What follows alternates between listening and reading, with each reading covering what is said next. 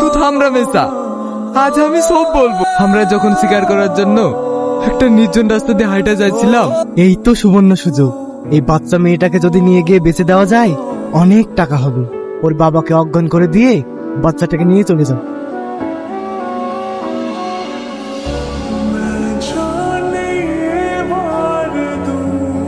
সেই থেকে শ্রাবণী আমার কাছে আমার মেয়ের মতোই থাক।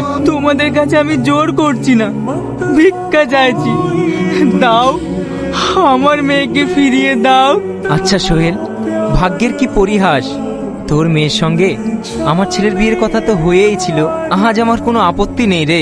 বাবা তুমি, বাবুজি, মা, তোমরা আর কোথাও যাবে না।